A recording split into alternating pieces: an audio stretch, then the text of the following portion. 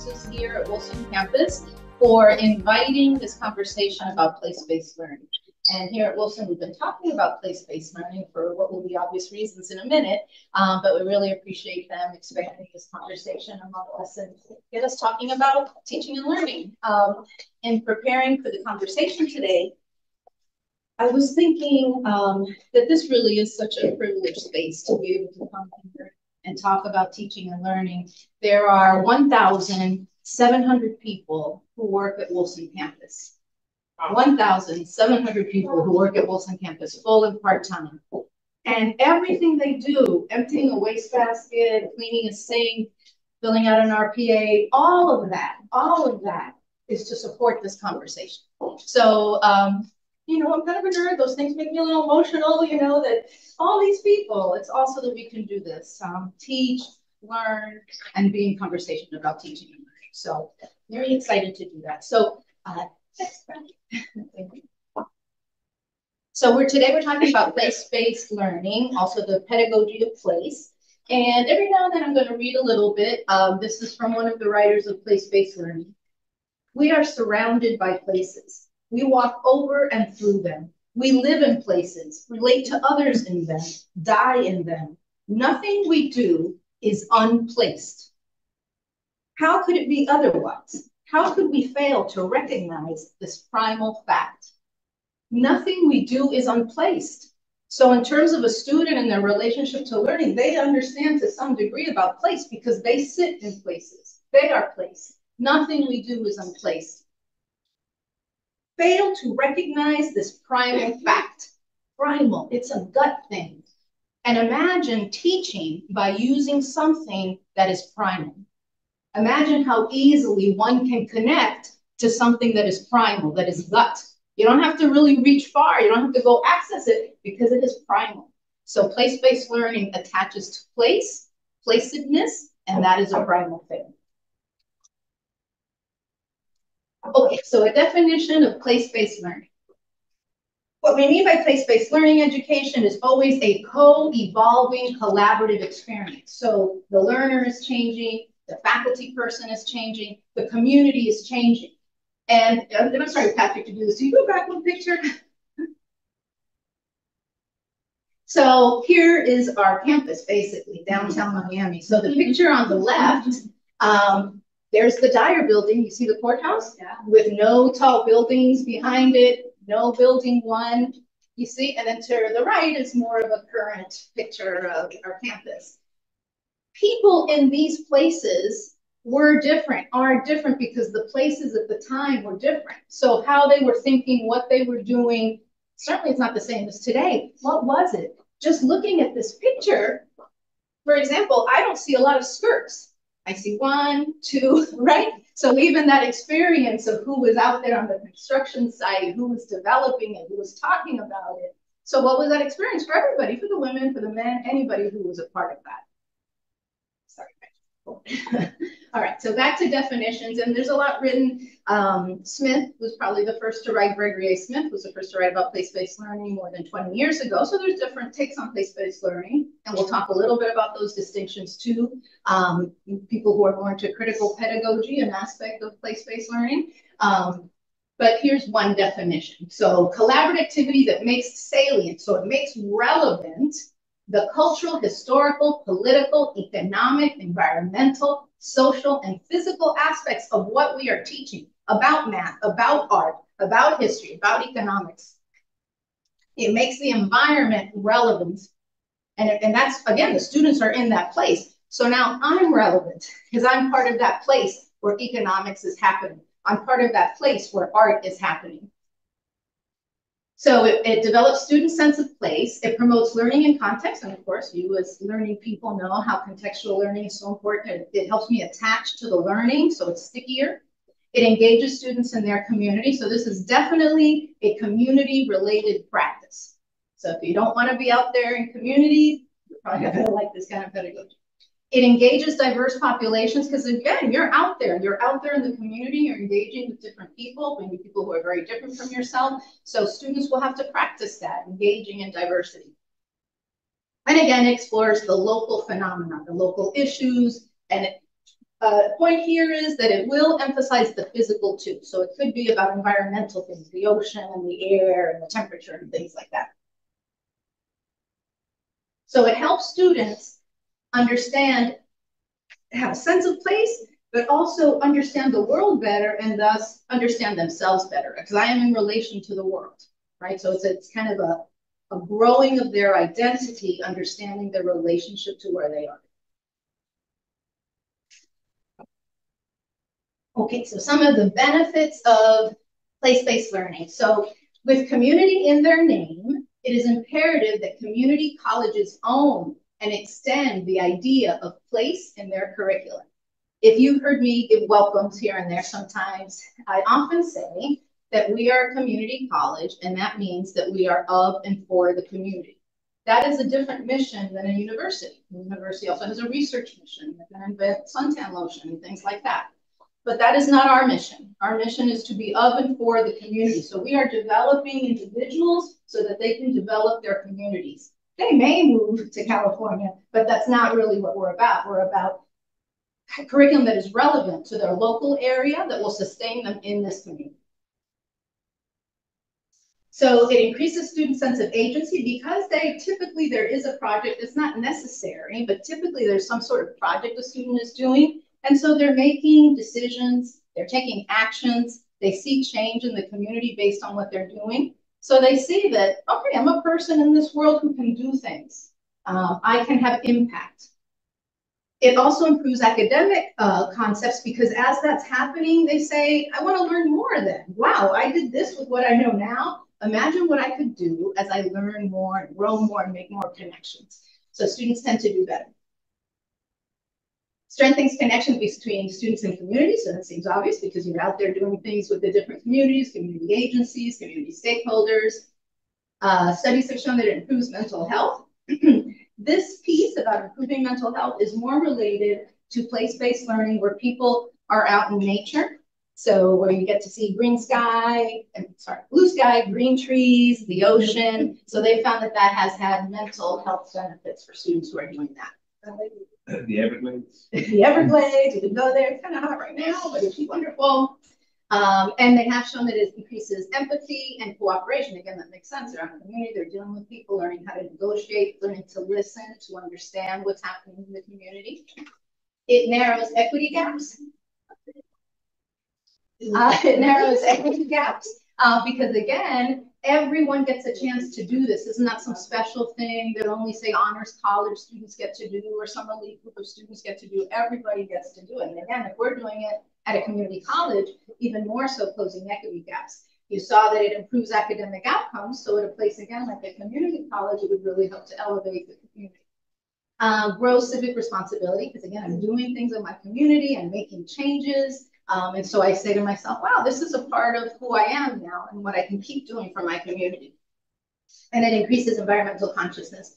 So again, that is an aspect of place-based learning, that the physical environment matters.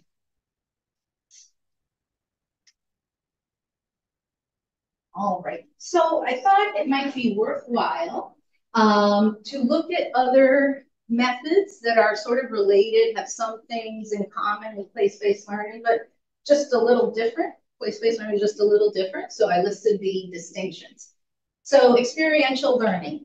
In both place-based learning and experiential learning, you have a direct experience with the subject matter that you're trying to learn more about, and there's some sort of reflection experience. But with place-based learning, again, that local community is where I'm engaging.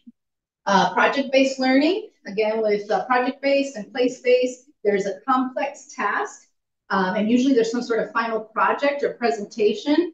Project-based, so it could be on any project, it could be anywhere, whereas again, place-based learning is more the local context.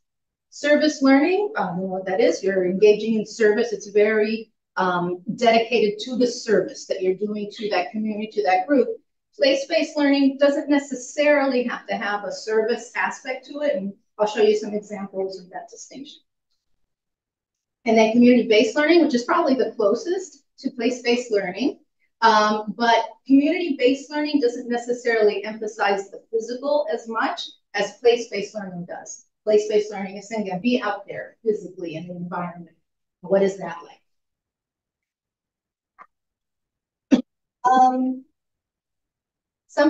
Let's go back for a second, please, Patrick. So as we're looking at these different methods, I would say some distinctions about place-based learning. Okay, place-based learning, I'm out there in the place. How is it different? And maybe these even further, Beatrice. What else about it? So again, looks both at the human phenomenon, what's happening socially, culturally, but also physically. So it is looking at things like the weather and migration birds and things like that. So if you're in science, those are the things that you could look at. It does encourage students to be a change agent. Service learning may, community-based learning might, experiential doesn't necessarily, project-based doesn't necessarily, but with place-based learning, you are encouraging that change agent aspect of the individual, the student. And finally, place-based learning does have a concern for justice, because if it's looking at the community and for the community to be optimal, to be at its best, justice is part of health. So it does look to expand justice. And I know justice, sometimes words make us nervous, but Cornel West said that justice is what love looks like in public. Love is not scary, right? Love is wonderful. So justice is what love looks like in public. And place-based learning does seek to advance justice. Okay, let's talk about ABCD. Thank you. So because this is not exactly place-based learning, but I did think I should mention it. Because if you're going to be engaged with place-based learning, that means you're going to be out there in the community and dealing with different groups and different neighborhoods and all of that. ABCD, asset-based community development, a strategy for sustainable community-driven development where people recognize what the assets are of the community, they value those assets of the community, and they use those assets of the community to keep making the community better. So in other words, it's not going into a community, a neighborhood, an area and saying, wow, this is so broken. This is so messed up. Thank goodness we're here to bring all these great ideas from Miami-Dade College, right? So that would not be asset-based community development. That would be very insulting. The students wouldn't learn, because if you think you're coming in with all these great ideas, then you're not listening to what the community knows and what the community assets are. So really, this is just sort of an idea to have side by side with place-based learning, to keep in mind, how are we going into the communities? Are we always going in with this model, as we should, asset-based community development? The community has assets. What is the community telling us about how else they need to use these assets? How do we attach these micro assets to the greater macro assets? So just a thought to be a companion to place-based learning. Oh, I made Patrick sunshine.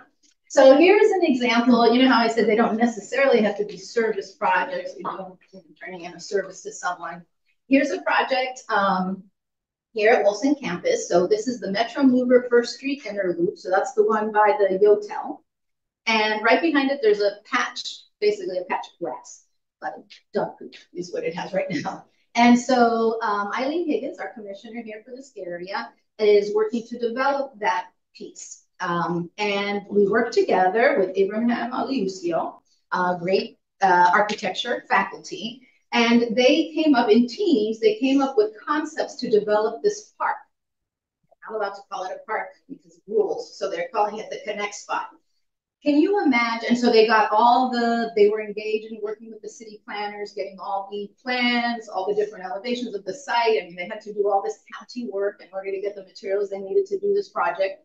They, in teams, came up with all these different concepts that were amazing. Maybe if you're here at Wilson, you saw them in Building 2. They had them displayed in the breezeway one day. Can you imagine the sense of agency, the sense of connection to their community? The improvement in their focus, all of these things that these students have when this project eventually comes to fruition. The commissioner wasn't going to pick one design, they're taking pieces that you can take your fellow students, you can take your family to a park I helped to design in Miami-Dade County as a community college student at Miami-Dade College. That's amazing. So it wasn't really quite service. There's obviously the improvement of the community involved here. There was a lot of listening to community members in the county. And this was that project. So here's another partnership with the underlying. So a few different things happened here. So in terms of people in business, students developed some pop-up businesses, and they were there at the underlying. And the underlying is trying to create a sense of place. Hey, this is a place where you can go and exercise and come eat with your family and be entertained. Great place. So those were business students. Then we had biology students here and from North Campus who helped with the native plants that they wanted to do along the underline. And they wanted to do indigenous things that would attract butterflies and birds, indigenous creatures. So biology students worked on that. And then magic students worked on an app so that when you're going through the underline and looking at these plants, you can identify what they are and learn more about those plants and the different species of butterflies and all those things. So again, this wasn't really service in the way you think about other service learning, so it doesn't have to be some sort of direct service project. So these were a couple. Thank you. So I thought, let's put up some other examples, and I know you're going to hear great examples from the panel, a faculty panel that is coming up in a moment. But here are just some other examples to think about. Analyze access to neighborhood parks. So a class could do that. What kind of disciplines could use that? Math, political science, sociology, health studies. Map local food deserts. What disciplines does that make sense with? Health, public administration, economics, science, business. Tell stories of people who give a place its identity. English, communications, art, sociology, history. So really any subject, any place can engage in place-based learning. Even if you think, wow, I'm off, you know, some part of town and it's kind of barren, there's not much here, there's always something. You go outside, you take your classes outside, they will come to observe something, whether it's the sounds, the creatures, the bugs, there will be something that will speak to you and to your students. So it's possible anywhere. Yes, in Miami-Dade County, there's a lot of stimulation, so there's a lot to give you ideas, but really it could be done anywhere. And just to touch on this last quote, here, you know how I said that within place-based education, there are different camps, and some people are more into the critical pedagogy aspect of it. Critical pedagogy, in other words, looking at oppressive systems in education and how do we get rid of them so that everybody has an equal chance of learning. And so David Grunwald, who is now, I think Grunwald's changed his name, says, place-conscious education aims to work against the isolation of schooling's discourses and practices from the living world outside the increasingly placeless institution of schooling, because things get homogenized and they come from above and it's not local as much anymore, right? It's from your own stuff, from your people here.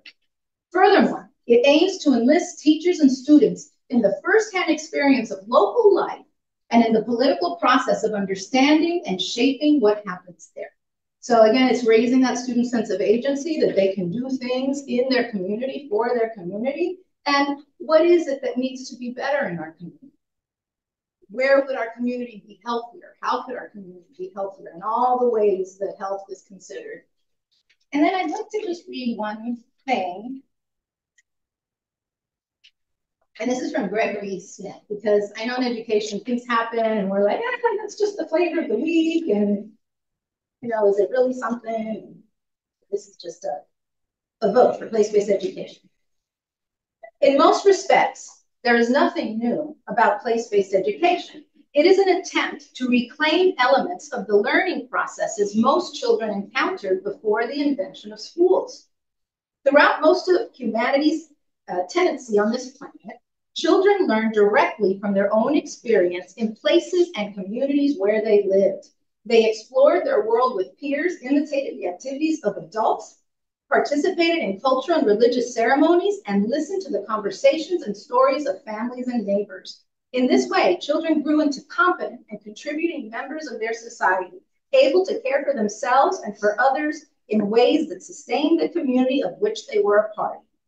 This outcome, with its focus on both individual and social sustainability, is also the goal of place-based education. So that's Gregory Smith, the one who I told you started writing about place-based education about more than 20 years ago. So sort of a little taste of place-based education, some definitions, some contrast with others, some benefits of it, some ideas that there do sit different camps in place-based education. I guess you'll decide where you sit and what you want to do with place-based education. But now we have a really nice opportunity to hear from professors here at Dade College and Wilson campus. And Wen Lee is going to come up and talk about a great opportunity. Folks who are dabbling, and as folks come up, I'll share that some folks had the opportunity to visit DePaul University, who's considered a great example of place-based learning. All students are required to participate in the Chicago quarter, where the classes are about being out in Chicago. Could be music, could be history, could be anything, but they're out in the city. Thank you. Thank you, Dr. Gonzalez. I'm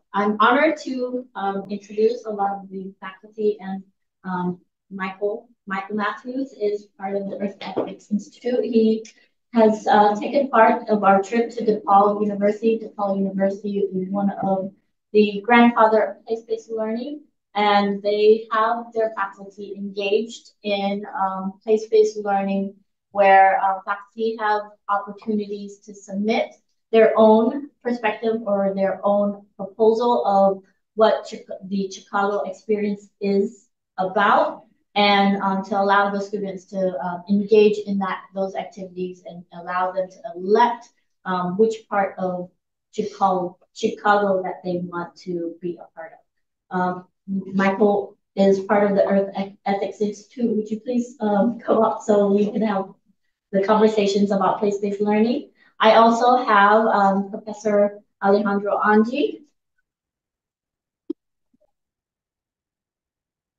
In arts and philosophy. In social science. Social science, yes. Alejandro is the facilitator for our place-based learning faculty learning communities. He has taken that trip, or he's visited DePaul. And then we also have Professor Maria Villar from the English department. She is also part of our place-based learning FLC, and she participated in conversations about place-based learning.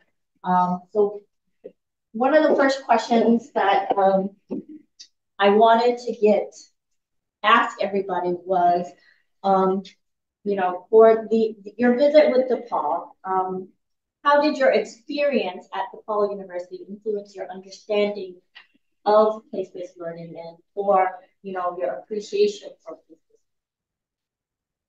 learning? Oh, okay, great. Well, when I started the group, I didn't know that much about place-based learning, but I just basically broke down the 3 words: place, based, and learning. And I figured, everywhere you are is a place where you can learn, right? So it was through the trip that I realized how many resources, I knew about it before, how many resources we have. And I tried to figure out a way how the program there could be done here. So we went there and we met with faculty, we met with the dean, and he showed us around, he explained the program. And it's incorporated into their student orientation. So it's an added week that the students have after their initial orientation. And in that added week, they get an expanded view of Chicago. They learn more about Chicago. They go out into Chicago. So that's how they envisioned and how they practiced their place-based learning. So it was through that experience and listening to them to see how they did it. So we can very easily do that here. However, we first have to really assess, where we are, what resources we have, and then curate which resources we want to expose our students to more than anything. And then, doing it through like a hierarchy, in terms of what would be the most important, least, etc. And then roll out a program that way. So using Miami as a place where our students could then learn. How many of our students just come to campus and leave? How many of our faculty staff just come to our campus and leave?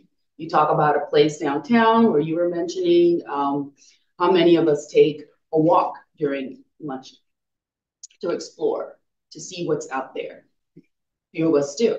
So being part of Alejandro's group, Place Based Now, we're brainstorming and we're thinking about different ways that we can incorporate some of those objectives and then tie them into perhaps some course objectives and institutional objectives to create something feasible for our students, and maybe attach it to an orientation or attach it to an SLS course. So just using the city that we live in was so rich in so many cultures as a place to expose our students to things that they're not usually exposed to.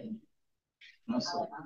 Thank you. For me, the trip to the Polo University was like more like enlightenment about the kinds of things that can be done, right? So they do have a program where, as Professor Villar just mentioned, all students is it mandatory? I think, right? It's like they're not encouraged. They're made to go out into the city through one of the courses that is offered as they come in their first year. So we thought a lot about that, right? For us teaching at a community college, and we're governed by the state of Florida. So what is possible, what is doable, what is not. But at the end of the day, I think that program, and we can talk a little bit more about that program, is kind of testament to what can be done if there is an intention and there's a plan and there's a buy-in from this community, right? From the college community, this context, right? The university community. So for me, it was eye-opening of like the kinds of things that can be done when there is an intention and when there is a plan and when there is a desire to put these kinds of programs in place. It was eye-opening for me as well. One of the things that stuck in my mind was in this Chicago quarter, this orientation class, it was, even though it was kind of like equivalent to the SLS or student life skills in a way, it kind of went beyond that because it wasn't like, it was the general faculty were teaching it. So you could have a professor in dance or architecture or science teaching one of these classes, and they're going to introduce you to Chicago through the lens of their discipline. So if you're a dance student, you're going to learn about dance in Chicago, or if you're an art student, you learn about art. There was one where they were doing the bridges of Chicago, so you're doing this whole quarter learning about the bridges and the architecture in Chicago.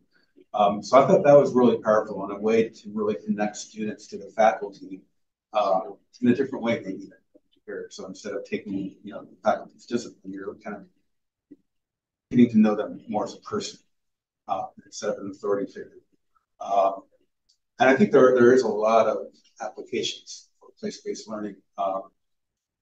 For me, for Earth Ethics Institute, our flagship program is Global Sustainability and Earth Literacy Studies, or GSELS, for short, GSELS, where different faculty college-wide are incorporating Earth literacy and environmental awareness into whatever they teach. And I think that this is also a type of place-based learning. It would be great to kind of bring a more intentional focus on that into the GSELS classes. So, for example, I was thinking about just right here in the Wilson campus area, look at all the stuff we have around us, from the Miami River, the port, Overtown, all this historic stuff is right here. And, how much of an introduction to Miami could we bring to our students just looking at the Wilson campus area, or for each campus, how much are we aware of the history of Kendall? It might be really interesting to learn more about what happened out there in the country. So I think that there's a lot that we've done with place-based education.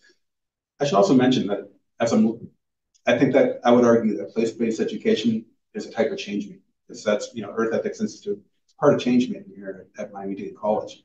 And so we are connecting students to the community. And so there is that type of place-based education already happening here, but it would be good, again, to have more of an intentional focus on it. Adding to that, or to continue the conversation of place-based learning, how do you feel as a faculty and implementing place-based learning, looking at the assets that we have in the Wilson campus? Michael, you have more than just the Wilson campus to consider.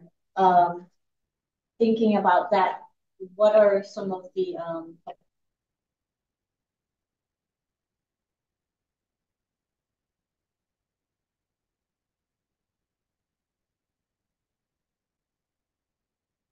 discussed that a lot in the group. To begin with, there are some things that we're already doing, most of us, or in some context. I have my study abroad program to Japan that I share with Professor Agustin. There is, immersions to the Everglades at Airthetics Institutes too. There is service learning that we encourage our students to do more or less in an individual basis, right? They themselves have to go out and do that. So all of those are forms of place-based learning. But one of the things that has come up often is the role of community, right? And so here we are in downtown Miami. There is all kinds of things happening around us, right? Outside, besides the construction that we can hear, right? That's always happening. But becomes a laboratory, right? We can take our students to make all sorts of analysis, the same way that you would do to go out in nature and count plants, look at plants. You can do the same kind of thing. You can, as Dr. Gonzalez was talking about earlier, you can have the students go look at service hubs for the unhoused communities, right? People that are experiencing homelessness. Even from the social sciences, there's all kinds of things that can be done here in our environment. So I think one of the things that needs to be done is awareness, opening people's eyes to the possibilities of what can be done. And for me, emphasizing the role of community. What kinds of connections can we do with stakeholders in these areas, whether it's finance, business, construction, development, services for low-income communities, for workers. So this is a laboratory, and how can we move forward to getting people out there to explore that in an educational setting, of course. Well, for me, I love that, but that's the goal, right? So before that, we need to figure out a sort of alignment. We have to figure out what our course objectives are, and do they align with the institutional one? And I just went through Quality Matters certification, so please bear with me with the word alignment. But there really needs to be a connectivity, a thread between what we want to see and then tie it together with what the institution needs and wants are. But before we get to that, we need to look at how we're going to get the buy-in from administration through, the administrative paperwork and the management of every day, those technical things that happen when you're supposed to have a field trip. I don't know about my colleagues, but I'm getting way more high school students, dual enrollee students, and not just dual enrollment, but just students that are in high school and are attending my classes because they don't have English instructors in their high schools. It's a different program. So we need to find out what the logistics are to take those students out and about. I mean, my understanding is that if you have a dual enrollee, you can't pass them past Biscayne Boulevard. They can't cross that threshold with you, that kind of thing. So, taking them to Perez or things that are closer are even problematic. So what are the logistics? What are the management? What are the forms? What are the the legal ramifications, and make sure that there's an office working on those things so that when we come up with that brilliant idea, that community idea, those pieces of paper are available to us. The documentation is there so that we can distribute to our students so that they understand the process. And then we can go into how those lesson plans work with the class and how we align them with place-based learning. So it's important to have the administration really buy into it and spend the time necessary to create the forms, the documentation, all of those things that we will need if we need to rent a van and go to the Everglades, if we have dual enrollee students that need an extra level of parental permission, those kinds of things. And then finding, in terms of logistics, finding out with the commuter students as they come here and then just go to the garage and then go to their job, how to create that space for them to be able to participate in activities that are longer than 50 minutes, that are maybe 75 minutes or an hour and 40 minutes. Does that mean that certain courses that are going to be place-based learning-ish, adopt an hour and 40-minute schedule? So I look at those kinds of, technical things, so that once I know that those things are already together, then I can venture out and be a little bit more creative and say, okay, this time we're going to start close to home. Next time we'll do something a little further out. But the paperwork, the documentation, all of that stuff's already done. That's really important. So that was one of the questions I was going to ask. How can faculty be supported and encouraged to develop and participate in place-based learning initiatives? So I'm hearing that you need more of the administrative paperwork to kind of be kind of streamlined in a way, so that we have a process established. Yeah, and the scheduling, right? This is another issue. And we've had conversations with Dr. Gonzalez about the paperwork, you know. So she's definitely looking into that. The other part that is, you know, is the class time, right? When we have these 50-minute classes, does that give us enough time to go out there into the places that we need to go?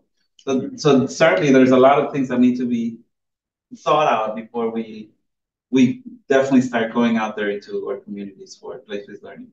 Yeah. But little projects can be done too. I was going to add, so I've taught for Florida International University and Florida Gulf Coast University classes where we take students out on a regular basis into nature. And at those universities, you start off the term with the students just signing one waiver and one like emergency contact form. And that lasts through the whole term. So you don't have to do paperwork for every trip. It's just like, you know, there's a blanket waiver and then you're good to go for the whole term. And you can give several field trips. So that might be something for us to take into consideration. You might be able to adopt a model along those lines.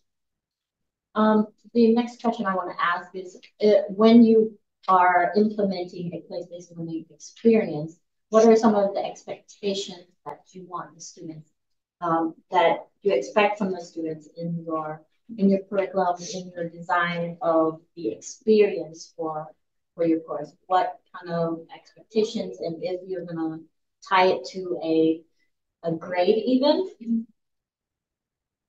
Yeah, this is one of the issues that we discussed also in the group. Linking competencies to the excursions, if we might call it that, it's important and it's necessary in some contexts, right?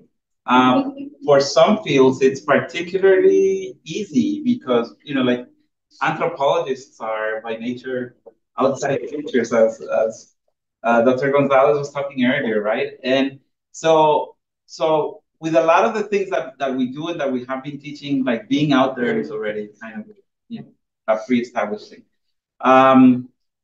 I lost my train of thought. Expectations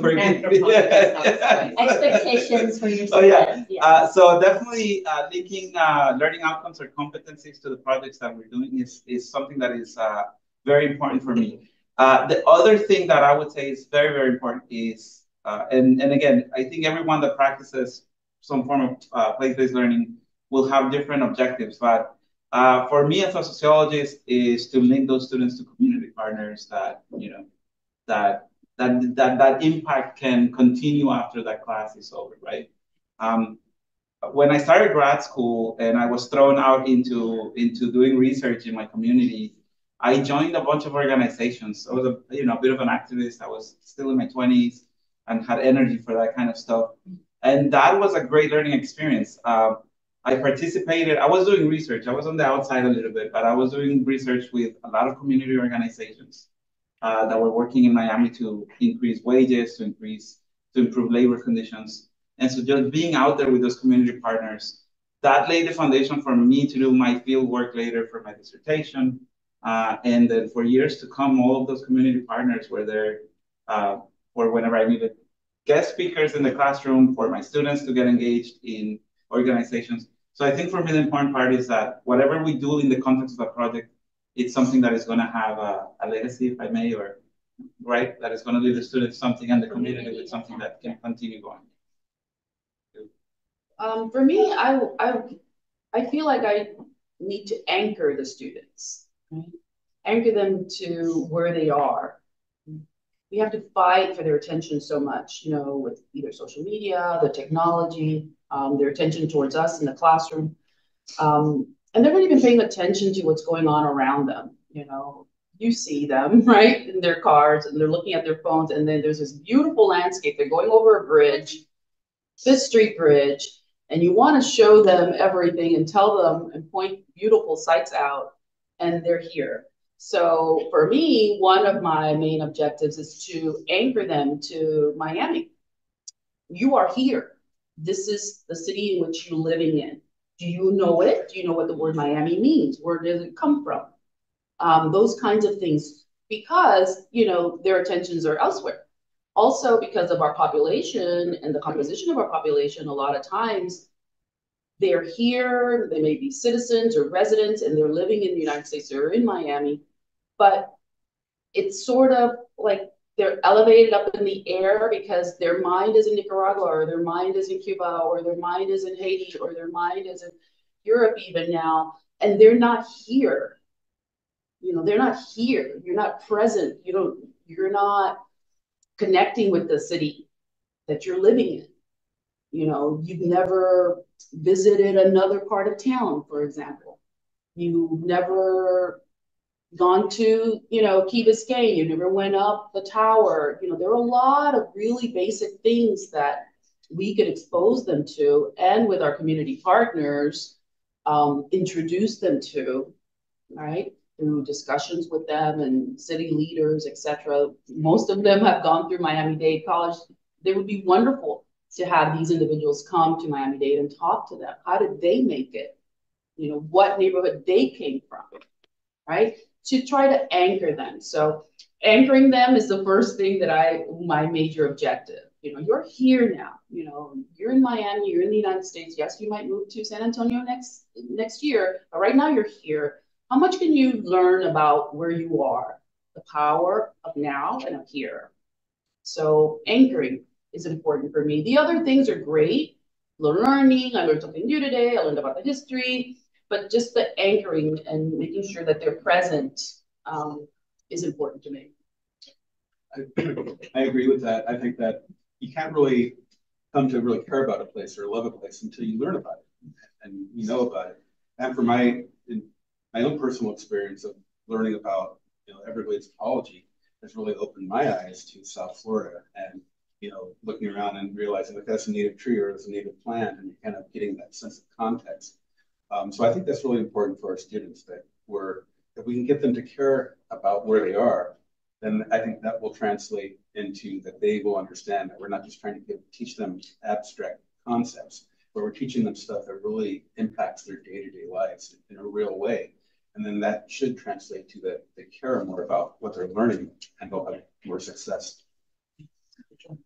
So one last question. What is your vision for the future of place-based learning for the students here at the Wilson campus, for the students that are participating in Earth Institute, thinking about that future and what kind of experiences you want those students to have or to learn about Wilson, about Well, you want to start? I guess I'll start. I mean, like I was saying earlier, I think that in any given area around any of our campuses, there's so much to learn about. You know, even here in downtown Miami, you know, the Miami Circle, you know, and the Tequesta and all that history. So I would really want students to just have that kind of holistic, you know, knowledge of the area, and hopefully be able to connect with it through that. Yeah, for me, it's making connections, something you just mentioned. I remember vividly when I was in grad school, there was an article that we read about Overtown, how building I-95 back in the 50s, and then 395, like a decade later, was part of the plan to destroy Overtown. But no faculty member ever took us there, right? Like we read that, and we're a little older in grad school, you can go there on your own. But I think it's important to have the students, we have this opportunity, we have so much rich history and sociological, anthropological knowledge, right, of like the area just around us. So, you know, if the students are reading about Overtown, then it's right there. You can take the Metro Mover and then walk a few blocks and then, right, see it. So I think for me, the goal would be linking a little bit more of that history that they're reading, that sociology, anthropology, and then taking them there and say, this is what that actually looks like. So I think that'll be a really good way of strengthening our curriculum or lessons. Yeah, the same for me, starting slowly, measured, in a measured way, not all disciplines lend themselves exactly the same way. So for me, English and writing, of course, maybe reading a little excerpt of the biography of Mary Brickell or things like that really can get them thinking about Brickell's not just a place to go to the Blue Martini, right? It's a place to is that still there? I don't know. It's been a while. But it's an institution. Oh, okay, like Webcomies. Okay. But that Mary Brickell was an actual person, and these are things, that you can just throw out in lectures and things like that. And I have, and they're like, Brickell, what do you mean?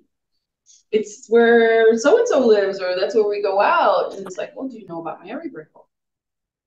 So, you can do little mini lessons like that, teaching them, the hidden curriculum, right? You're teaching them not only the discipline, but other things that are important for them to learn. And they'll remember it.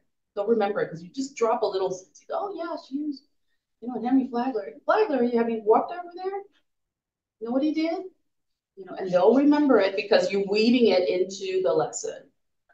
You're weaving it into the lesson. It could be anything as simple as, capital letters or something, or just reinforcing certain things. And you can always bring the place that you're living in into your lessons. But you have to know about it. Yeah. So one of the things that I was suggesting last time at our meeting was, at Bayside, you could pick up those double-decker buses. Yeah, there used to be a trolley, and the trolley was nicer. But one of the things is, I would love to know what they're talking about. I want to see what they're saying about Miami, how accurate it is. What do they say exactly when they're driving through Coconut Grove? What do they say exactly when they're going through Wynwood? Are they going to talk about the Puerto Rican influence? And those kinds of things, just to do like a recognizance, like what are these people talking about the city, and then talking to other leaders and historians. And we talked about exploring the archives. You have beautiful archives, and that's not used, I think, the way we need to use it, the archives here, just to gather information first. And then once we feel a little bit better, at least this is how I operate. I need to know what I'm talking about before I tell other people what they're doing, what they should be doing, or what they should be learning. Getting real good assessment of where I am, and then coming up with ideas to present to my classes, to my students. And then the PBL group being that generator of more and more ideas, and hopefully have an archive of lesson plans and ideas and things like that to house. Talk about a manual, because how to do a place-based assignment, how to do a place-based lesson. So yeah, those are my 2 cents. Speaking about the faculty that you're part of, what role does that faculty learning community about this learning play in successfully implementing or developing your idea of place-based learning? Has it helped you? Are there resources that you are hearing from each other? Can you tell us a little bit more about your experience with the PBL, or place-based learning faculty learning community, and how can you as a faculty, does it help you develop your curriculum and implementation, or thinking about the next steps of implementation of place-based learning? I think the group does several things. At its most basic form, there's a lot of bouncing off of ideas, right? Faculty member might say, what about this? What about this? Some faculty members in that group are from NTech, from engineering. And so sometimes they're, for that particular faculty, it was like, okay, I have no idea how to input. So there was a lot of like us telling them, like, you could do this, you could try this, you could try this. So there's this wonderful thing that happens when people that are other professionals in different fields, but here in our institution, bouncing ideas of what is possible. I think that's been one of the best things. The other thing is it's pushed us to consider new things, right? It's like, oh, I never thought about that before. Maybe I can do that. And very importantly, I think one of the things that we are doing, a couple of things that we're doing is identifying roadblocks, identifying barriers, identifying some of the issues like class times, like paperwork that needs to be signed. And the other thing is that there is an excitement about the group to create, like you were saying earlier, guides, right, manuals, to promote the ideas that are coming. So it serves us both as an incubator and as a learning process for the faculty that are in there as well. And I think that has been great for that. Yeah, I've been teaching here a long time, and getting involved in a TLC has really reinvigorated, me. And I know that the people that have been involved in either PBL or emotional intelligence or any of the faculty learning communities feel invigorated. Like for the first time, we're with other faculty members, we're doing things, we're traveling to places, we're bouncing off ideas, we're rethinking a lot about what we've been doing here. And we hadn't had that in a really, really long time. Before certain things would come from the department, a very disciplined level. But now with the TLC, we get to be with people from different disciplines all the time, and to get to do things together and learn.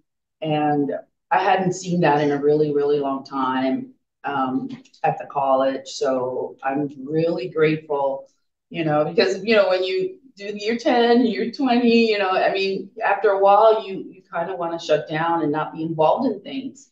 So I'm very grateful for Gwen and Jeff and Franley from before that introduced me to TLC, because otherwise I would just be in the doldrums, okay, taking my summer off, and then later working on my syllabus because I'm going to start the fall semester.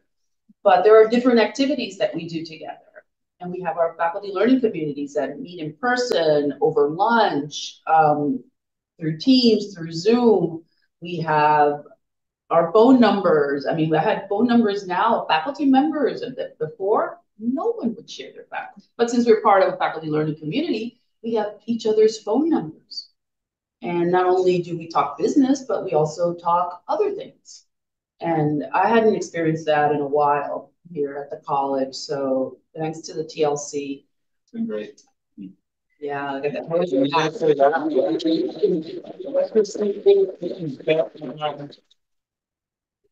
Professor Lucio, who you mentioned earlier, is on that group. So, and Professors Frolic and Henry, who have had their campus laboratory, proposal. So, and then there's some of us that have done other kinds of things like study abroad.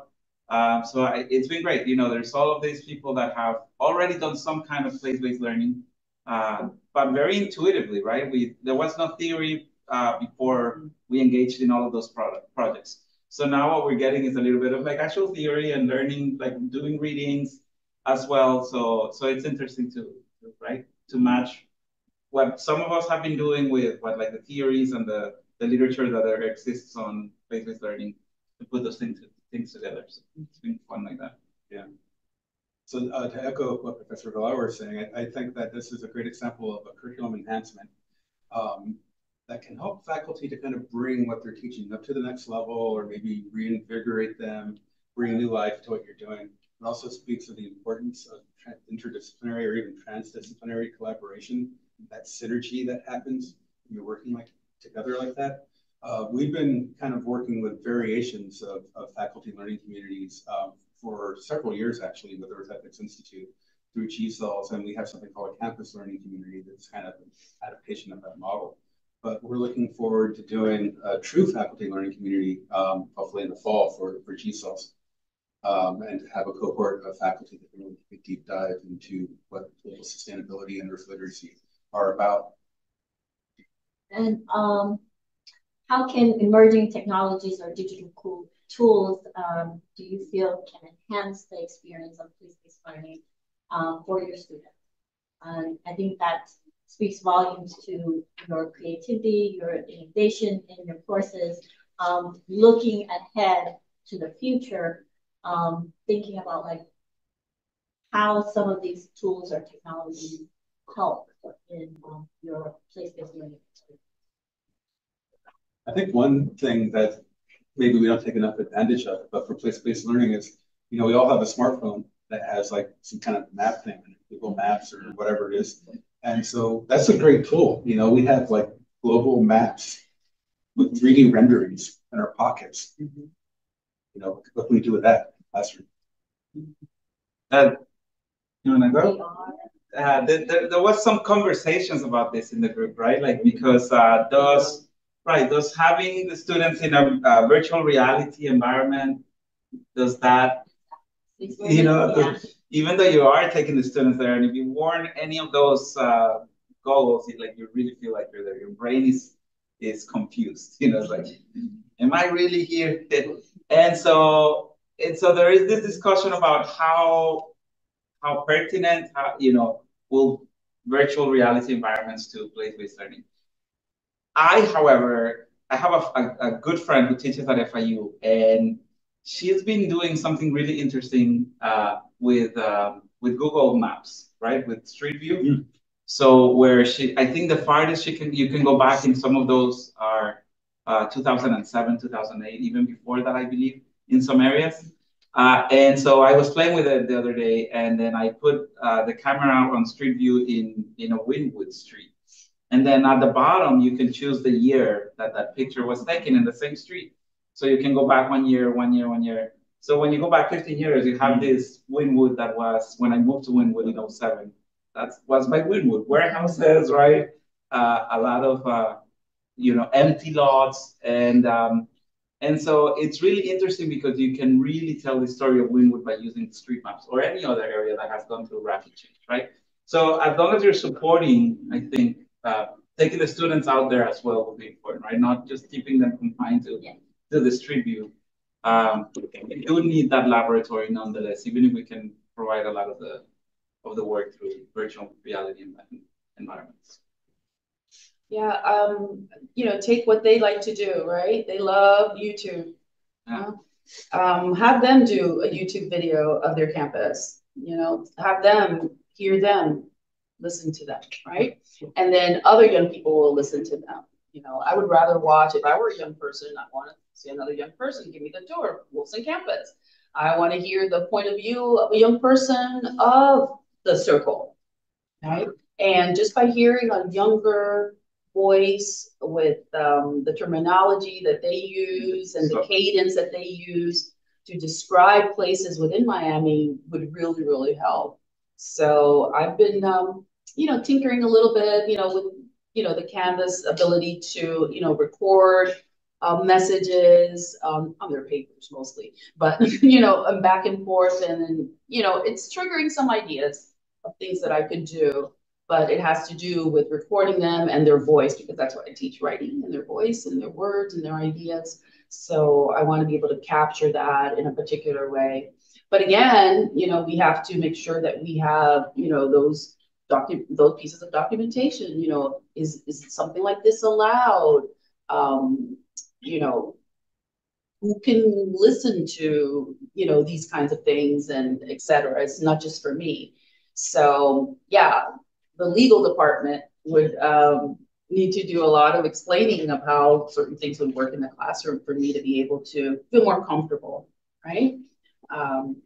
And proprietorship also, right? Who owns this? If I create this idea with my students and it's wonderful, who owns it? You know, does the student's voice, do they own their own voice? Or is it from the institution? So, you know, those kind of little things like that I always think about sometimes that I think make a difference into whether someone participates in something. Thank you, all three of you, for your feedback, your insight, and your creativity and innovation into, you know, giving the students the experience of the experience of the I was going to ask any audience member have any questions for the panelists? Zoila. I have a question. I am interested, coming from Learning Resources, as to how do you see us supporting